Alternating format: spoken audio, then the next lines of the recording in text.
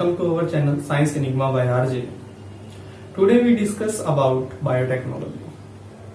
Biotechnology बोले तो जैव प्रौद्योगिकी जिसे हम कहते हैं, और जैव प्रौद्योगिकी जो है जिसे हम बायोटेक बोल रहे हैं, बायो मतलब हो गया लिविंग और टेक्नोलॉजी का मतलब हो गया कोई भी तकनीक, यानी सजीवों के द्वारा जो तकनीक का उपयोग किया जाए और जिसके माध्यम से मानव के लिए उपयोगी उत्पाद बनाए जाए, उसे हम बायोटेक्नोलॉजी बोलते हैं। जैसे इसकी डेफिनेशन की अगर हम बात करें तो सजीवों मुख्यतः सूक्ष्म जीवों जैसे सूक्ष्म जीव समझते हैं आप, सूक्ष्म जीव वो होते हैं जो हमें नंगी आंखों से दिखाई नहीं देते। इसका मतलब जिसे देखने के लिए माइक्रोस्कोप की जरूरत पड़ती है। तो माइक्रोस्कोपिक ऑर्गेनिज्म जो होते हैं जैसे जीवाणु हैं, एक कोशिकीय जंतु हैं, या इसके अलावा पौधों या इनकी कोशिकाओं द्वारा संपन्न होने वाले प्रक्रम, यानी इनकी मदद से जो भी कार्य किए जाते हैं और उन कार्यों का उपयोग किसमें किया जाए, मानव हेतु उपयोगी उत्पाद निर्माण में किया जाए, यानी अनेकों पदार्थ का निर्माण किया जाए। देखिए स्टूडेंट, सबसे पहले ये तो हुई डेफिनेशन की बात, पर डेफिनेशन पढ़ने से पहले हमें एक बात जाननी जरूरी है कि बायोटेक्नोलॉजी हम पढ़ क्यों रहे हैं, क्यों हमें जरूरत पड़ रही है बायोटेक्नोलॉजी की। तो एक बात को ध्यान से समझिएगा कि बायोटेक्नोलॉजी पहले और बायोटेक्नोलॉजी के यूज के बाद में क्या फर्क हमें देखने को मिला। जैसे सबसे पहले हम बात कर रहे हैं, देखो ग्रीन रिवॉल्यूशन की। तो ग्रीन रिवॉल्यूशन जो है, ग्रीन रिवॉल्यूशन जब आया उससे पहले क्या था कि भारत के अंदर अगर हम बात करें तो अनाज को विदेशों से लेके आना पड़ता था, मतलब परचेज करना पड़ता था बाहर से, तब जाके यहाँ के जो खाद्यान्न पूर्ति जो है, हम बात करें अनाज की आवश्यकता है उसको पूरा किया जाता था। परंतु धीरे धीरे क्या हुआ, जैसे जैसे ग्रीन रिवॉल्यूशन का मतलब नई किस्में विकसित की गई, नई प्रजातियां विकसित की गई, और जिससे क्या हुआ, नई किस्म का बीज जिससे तैयार किया गया। इसके अलावा रासायनिक उर्वरक का उपयोग बढ़ गया, सिंचाई का उचित उपयोग होने लग गया, कीटनाशी का उपयोग होने लग गया, और जिसके माध्यम से फसल के उत्पादन को बढ़ाया गया। पर ग्रीन रिवॉल्यूशन के बाद में आज फसल के सुधार के लिए अगर हम बात करें या जंतु प्रजाति के सुधार के लिए हम बात करें, तो ग्रीन रिवॉल्यूशन के बाद नेक्स्ट स्टेप क्या है, वो है बायोटेक्नोलॉजी, यानी जैव प्रौद्योगिकी। जैसे समझिए कि अगर हम बात करें कि एक कॉटन के प्लांट की अगर हम बात करें, और कॉटन में क्या है, कॉटन के अंदर एक वॉर्म, एक कीड़ा जिसे हम क्या बोलते हैं, बॉल वॉर्म, जो उसको क्या कर देता था, जो कॉटन की जो बॉल होती थी, यानी उसके ऊपर जो हम बात करें सामान्य भाषा में कहें तो जो टिंडे लगते थे कपास के ऊपर, उसके अंदर वो कीड़ा उसको क्या कर देता था, कॉटन को बिल्कुल अंदर जाके क्या कर देता था, नष्ट कर देता था, और जिससे कॉटन की उपज में बहुत ज्यादा क्या आ जाती थी, कमी आ जाती थी। पर बायोटेक्नोलॉजी से क्या हुआ, अब एक बात समझिए कि इस बॉलवॉर्म के ऊपर अगर हम क्या डालते हैं, पेस्टिसाइड डालते हैं, तो वो फसल को भी क्या पहुंचाता था, हानि पहुंचाता था। इसके अलावा जो भी सब्सटेंस ऑब्टेन होता था उससे अन्य भी हानियां होती थी, यानी मनुष्य के लिए जो भी चीजें उपयोगी होती थी, कोई फसल है उसके ऊपर अगर हम कीटनाशी डाल रहे हैं तो वो विष की मात्रा जो है वो उस फसल में भी कहीं ना कहीं जाती है और वो फसल से होते हुए मनुष्य तक पहुंच जाती है। इसका मतलब इसके लिए क्या किया गया, एक प्रयोग किया गया सबसे पहले, जिसके अंदर क्या किया, एक बैक्टीरिया जिसका नाम था बेसिलस thuringiensis, और इसके अंदर एक विष प्राप्त हुआ। विष का मतलब उसके एक, जैसे हम बात करें डीएनए के एक सेगमेंट से, एक जीन से, जो वो सेगमेंट जो कौन क्या बनाता था, प्रोटॉक्सिन मतलब एक विष का निर्माण कर रहा था। और प्रोटॉक्सिन इसलिए बोला क्योंकि वो सक्रिय विष नहीं था, जबकि निष्क्रिय विष था। जैसे ही उसको किसके अंदर इंजेक्ट किया गया, किसके अंदर डाला गया, बॉलवॉर्म के अंदर डाला गया, तो क्या देखने को मिला कि बॉलवॉर्म जो है उसकी जो इंटेस्टाइन होती है, इंटेस्टाइन की हम बात करें, उसकी जो आंत होती है वो क्या होती है, क्षारीय माध्यम की होती है। किस माध्यम की होती है, क्षारीय माध्यम की। और जैसे ही उसके इंटेस्टाइन के अंदर क्षारीय माध्यम मिला, ये प्रोटॉक्सिन वहां जाके किस फॉर्म में कन्वर्ट हो गया, एक्टिव टॉक्सिन में कन्वर्ट हो गया। अब ये एक्टिव टॉक्सिन क्या काम करता है, ये एक्टिव टॉक्सिन उस बॉलवॉर्म की इंटेस्टाइन को क्या करेगा, फुलाने लगेगा। इसका मतलब वो जो उसकी इंटेस्टाइन जो होगी, किसकी इंटेस्टाइन की हम बात कर रहे हैं, बॉलवर्म की इंटेस्टाइन की हम बात कर रहे हैं, वो फूलने लगेगी और फूलते फूलते उसके अंदर क्या हो जाएंगे, पोर हो जाएंगे, सुराख हो जाएंगे, और जिससे पोर होने के कारण वो बॉलवर्म क्या हो जाएगा, डेथ हो जाएगी उस बॉलवर्म की, यानी वो बॉलवर्म मर जाएगा। इसका मतलब क्या हुआ, एक बात समझिए। एक तो आप यूं मान लीजिए कि आप बीमार होने के बाद में दवाई लें और उससे आपका उपचार हो, उसके बाद आप ठीक हो या फिर उसमें आपकी एनर्जी वेस्टेज हो, बहुत सारी चीजें हैं। पर अगर आपके शरीर में पहले से ही रोग प्रतिरोधक क्षमता है तो इसका मतलब जो रोगाणु आपको हानि पहुंचाने आएंगे तो सही, पर वो आपको बीमार नहीं कर पाएंगे। ठीक उसी तरह बायोटेक्नोलॉजी के यूज से अगर प्लांट के अंदर पहले से ही हम क्या करें, प्रोटॉक्सिन इंजेक्ट करवा दें, यानी बेसिलस thuringiensis के डीएनए के उस सेगमेंट से उस जीन को हटा के कहा इंजेक्ट करवा दिया जाए, किसके साथ जोड़ दिया जाए, वो जोड़ दिया जाए कॉटन प्लांट के साथ में, यानी कपास के पौधे के साथ अगर उसको जोड़ दिया जाए और वो क्या बन जाएगा, बीटी कॉटन। इसका मतलब वो बॉलवर्म जो उसको खाने आएगा तो वो खुद पे खुद ही क्या हो जाएगा, मर जाएगा और कपास की जो उपज है उसको नुकसान नहीं पहुंचा पाएगा। यानी किसान को बाहर से उसके अंदर पेस्टिसाइड नहीं डालना पड़ेगा, जिससे किसान को दुगना फायदा है। दुगना फायदा इसलिए, एक तो फसल का उत्पादन अच्छे से होगा, बढ़ोतरी होगी, और दूसरा जो पेस्टिसाइड का खर्च है वो भी बचेगा। और अगर हम बात करें इसके साथ साथ तो जो विष है जो फसल के ऊपर गिराया जा रहा था, जो कहीं ना कहीं मानव के लिए भी हानिकारक है, तो उससे भी उसका बचाव हो जाएगा। तो इस तरह से अगर हम बात करें तो बायोटेक की मदद से हम पहले ही ऐसी हम कह सकते हैं कि पहले इस तरह की सिचुएशन, इस तरह की परिस्थिति उत्पन्न कर लेते हैं जिससे कि उसके बाद में जो फसल में उपचार करना होता है वो ना करना पड़े और उसका उत्पादन पहले ही बढ़ा दिया जाए। उसी तरह जीवों में भी अनेकों प्रकार से इसका उपयोग किया जा रहा है। जिस प्रकार से अगर हम बात करें कि बहुत सारे दुधारू पशु होते हैं, उसके अंदर प्रोटीन की मात्रा, दूध के अंदर प्रोटीन की मात्रा को बढ़ाने के लिए बहुत सारे क्या डीएनए के जो सेगमेंट हैं, जीन है, वो इंजेक्ट करवाए जाते हैं। इसके अलावा हम बात करें बहुत सारी वेजिटेबल, सब्जियों के अंदर भी आजकल आपने देखा होगा कि प्रोटीन की मात्रा सब्जियों से ही मिल जाए, इसके लिए भी उसमें क्या इंजेक्ट करवाए जाते हैं, प्रोटीन इंड्यूसिंग जीन उसके अंदर इंजेक्ट करवाए जाते हैं, ताकि सामान्य मानव को भी प्रोटीन जो है वो रेगुलर रूप से मिलता रहे।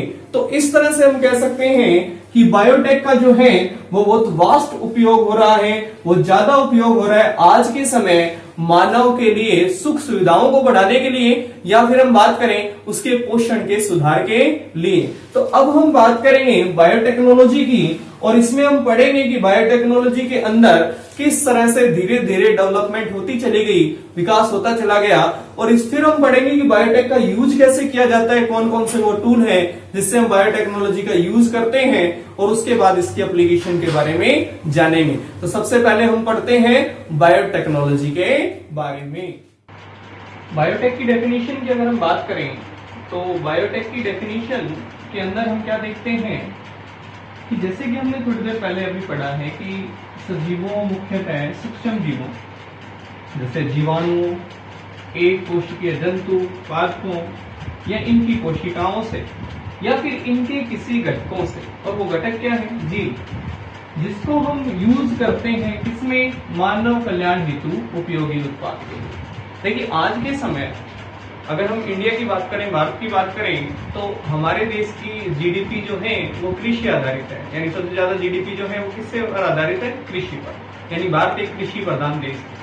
इसका मतलब हमारे लिए जितने भी उपयोगी उत्पाद जो हमें प्राप्त हो रहे हैं आज के समय, ज्यादातर किससे रिलेटेड होंगे, फिर कृषि से। क्योंकि अगर एक किसान को संपन्न बनाने की अगर हम बात करें आज, तो आज के समय किसान को संपन्न बनाने के लिए हमें किसका यूज करना पड़ रहा है, बायोटेक्नोलॉजी का, ताकि उसके फसल का उत्पादन ज्यादा हो और फसल में खर्च कम आए। तो एक चीज समझिए, जैसे एग्जाम्पल की हम बात करें तो जेनेटिकली मॉडिफाइड क्रॉप, यानी अनुवांशिक रूपांतरित फसल, और जिससे उसके उत्पादन की बढ़ोतरी हो, यानी किसान को ज्यादा फसल की प्राप्ति हो। अब एक बात बड़ी सिंपल सी समझिए कि मैंने अभी कहा कि आप क्या जोड़ते हैं, कुछ उपयोगी भाग को जोड़ते हैं। अब एक बात समझिए, वो उपयोगी भाग है क्या। मान लीजिए कि मुख्य रूप से अनुवांशिक रूपांतरित फसल है क्या? अनुवांशिक रूपांतरित फसल का मतलब होता है कि जो लक्षण हम चाहते हैं, जो लक्षण हम चाहते हैं, वो लक्षण एक फसल से या एक पौधे से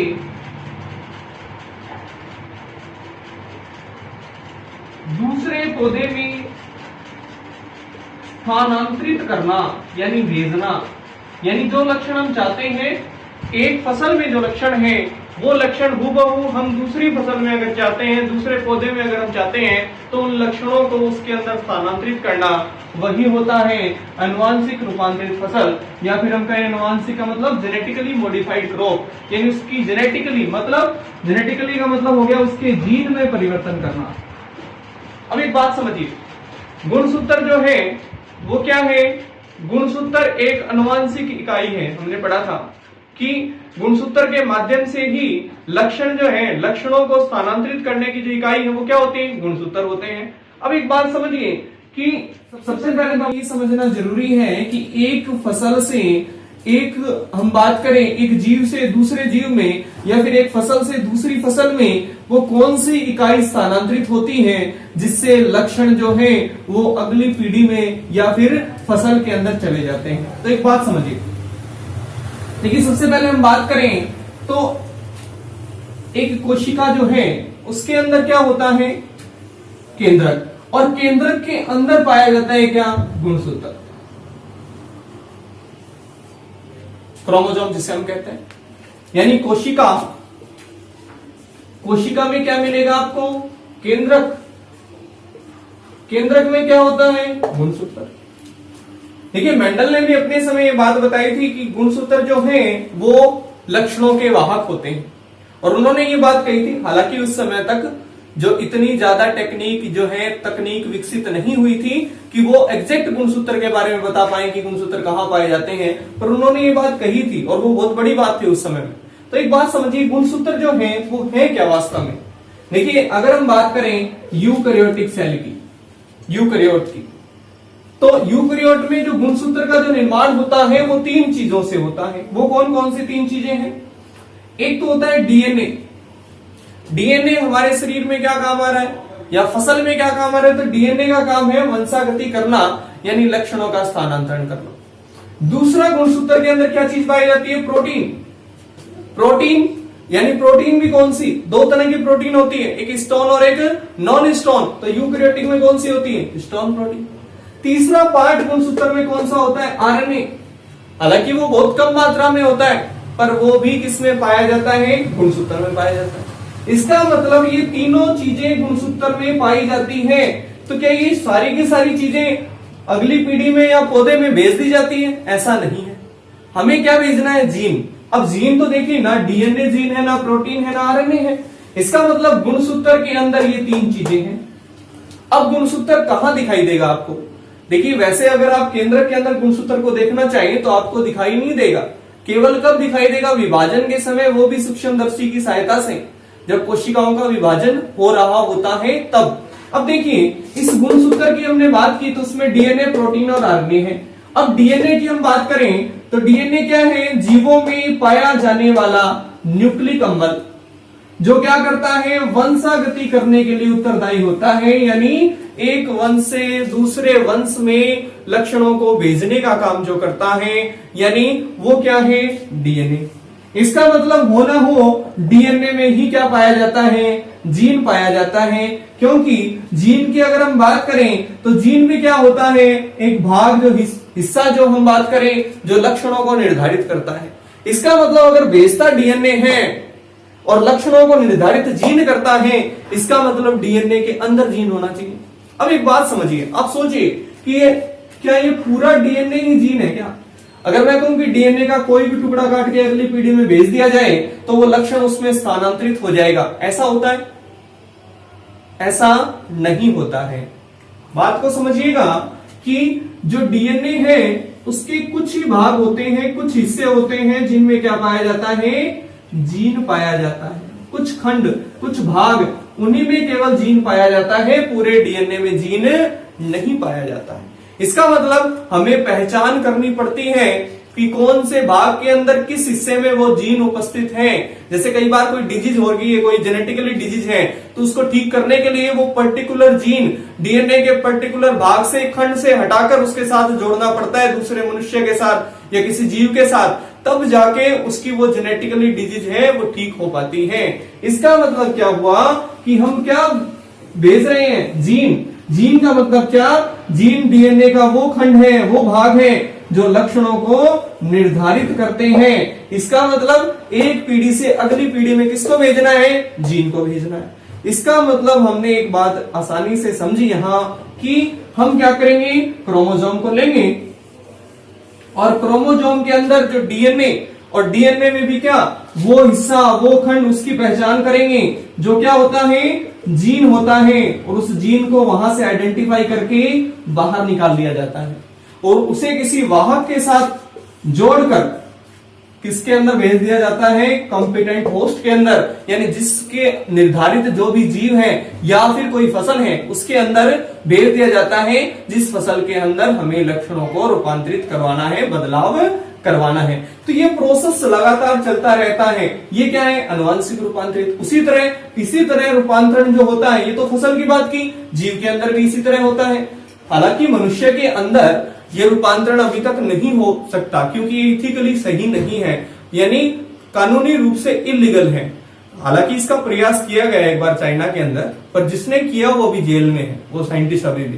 यानी कहने का मतलब क्या है, क्योंकि ये इथिक्स, यानी इथिक्स का मतलब क्या है कि जो ईश्वर की बनाई हुई जो इंसान, जो एक मूर्ति है, उसके अंदर किसी प्रकार से छेड़छाड़, बदलाव करना जो है वो धार्मिक आस्था के विपरीत माना जाता है। इसलिए इथिकली जो है वो लीगल नहीं है और इसीलिए कानूनी रूप से भी इस पर क्या लगाया हुआ है, बैन लगाया हुआ है।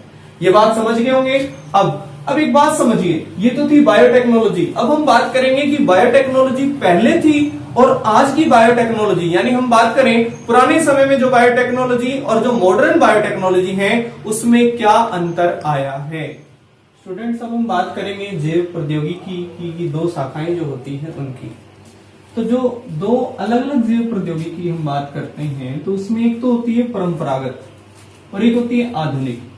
मतलब एक तो है क्या, परंपरागत, मतलब जो ओल्ड समय में जो यूज की जाती है, यानी वो जैव प्रौद्योगिकी परंपरागत जो पुराने समय में यूज करी जा रही है। और दूसरा आधुनिक का मतलब ये हुआ कि जो आज के समय जो मॉडर्न बायोटेक्नोलॉजी है उसकी हम बात करते हैं, मॉडर्न बायोटेक्नोलॉजी। देखो, पुराने समय में जैव प्रौद्योगिकी का यूज तो होता था, पर वो किस तरह से होता था, वो होता था कि जीवों से किसी न किसी प्रकार से उसके उत्पाद में सुधार किया जाए। जैसे हम बात करें कि पोर्क प्रोडक्शन की, पोर्क बोला जाता है सुअर के मांस को, तो बहुत सारी कंट्री में इसका यूज किया जाता है खाने के लिए।